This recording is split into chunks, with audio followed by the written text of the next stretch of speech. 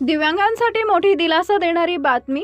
जालन्यात दिव्यांग पुनर्वसन केंद्र 29 तारखेपर्यंत सुरू। दिव्यांग नागरिकांच्या सोयी सुविधांसाठी जालना शहरात लवकरच दिव्यांग पुनर्वसन केंद्र सुरू होणार असल्याची माहिती जिल्हाधिकारी आशिमा मित्तल यांनी दिली आहे। येत्या 29 तारखेपर्यंत हे केंद्र कार्यान्वित होईल असं त्यांनी स्पष्ट केलं। जालना शहरातील महिला व बाल रुग्णालयाच्या मागील परिसरात हे केंद्र सुरू करण्यात येणार असून या माध्यमातून दिव्यांग नागरिकांना विविध सेवा एकाच ठिकाणी उपलब्ध करून देण्याचा प्रशासनाचा प्रयत्न आहे। या केंद्रामुळे दिव्यांगांना सरकारी योजनांचा लाभ घेण्यासाठी वारंवार वेगवेगळ्या कार्यालयात फिरावे लागणार नाही अशी अपेक्षा व्यक्त केली जाते।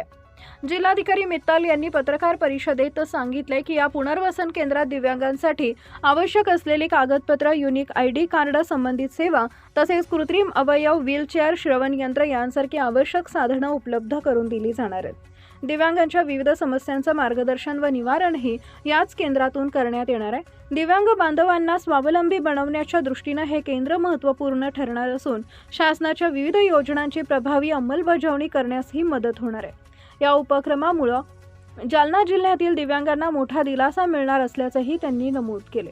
प्रशासनाच्या या निर्णयाचं दिव्यांग नागरिक व सामाजिक संघटनांकडून स्वागत करण्यात येत आहे। दुसरा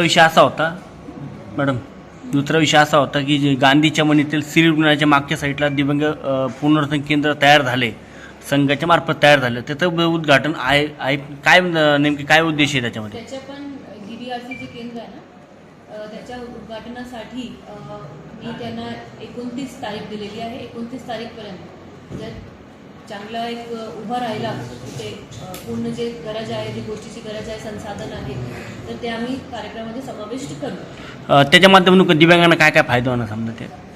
दिव्यांगांना भरपूर प्रकारची फिजिओथेरपीची सर्व्हिसेस, रिहॅबिलिटेटिव्ह सर्व्हिसेस, काउन्सिलिंग म्हणजे मार्गदर्शन, वेगवेगळी प्रकारची सोयी सुविधा तिथे दिव्यांगांसाठी खासकर म्हणजे फक्त एक दिव्यांगांसाठी केंद्र म्हणजे जिथे UDID कार्ड कशा काढायचे त्याची पण माहिती, त्याची पण जानकारी आणि सगळी प्रकारची सोयी सुविधा तिथे असणार आहे।